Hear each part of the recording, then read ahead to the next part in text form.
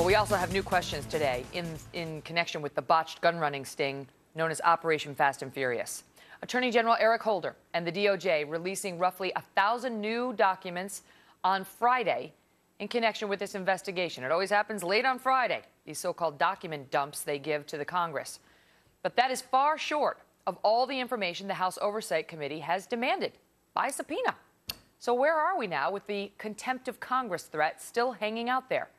Joining me now, the man behind these hearings, Chairman Darrell Issa. He chairs the House Oversight and Reform Committee. Mr. Chairman, thank you so much for being back with us.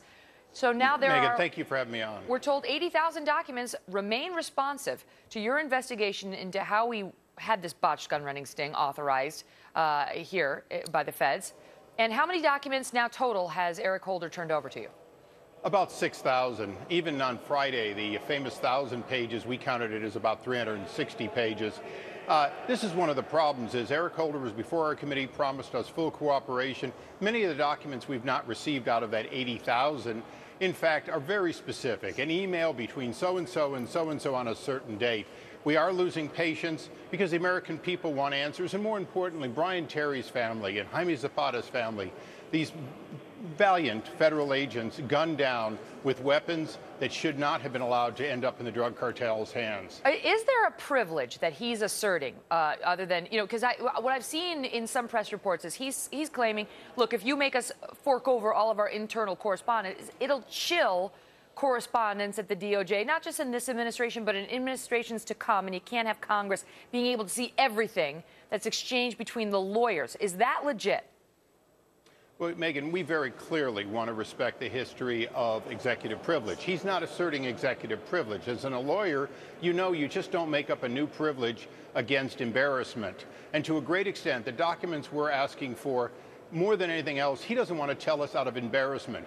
But most critically, and this is the part that we're most upset about, is after February 4th, when we received an outright lie, a document that had to be retracted later that said they'd never let guns walk, we haven't been allowed to see the documents of who led to us being lied to, what they said, and whether, in fact, they were maliciously misleading the American people.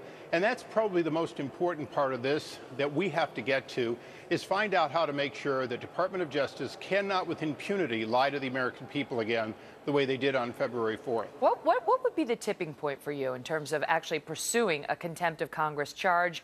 And how would you enforce that? Because isn't it the DOJ you normally turn to enforce such an attempt at holding somebody in contempt?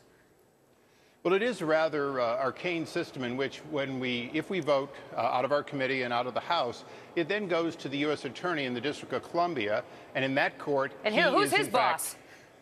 Well, that's one of the challenges, is Eric will Holder. Will he respect the fact that he has an independent sworn obligation?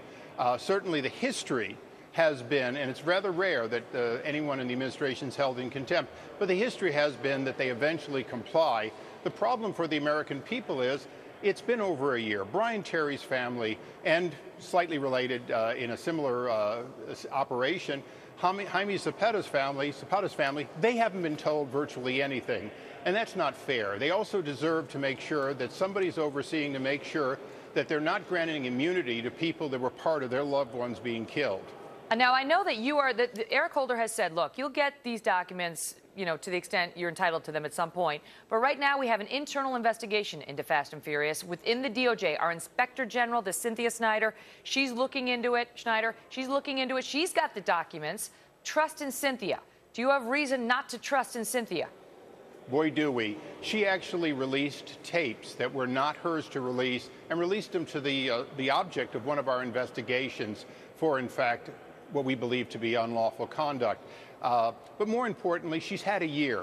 After a year, if an IG hasn't issued at least a preliminary report, hasn't seen that somebody's either prosecuted or fired, you have to question basically, how long does it take to find out about who lied to Congress? How long does it take to find out about who authorized a felony stupid, a dangerous, reckless, by the Attorney General's own statement, a dangerous and reckless program? If you can't find one person accountable in a year, are you really trying?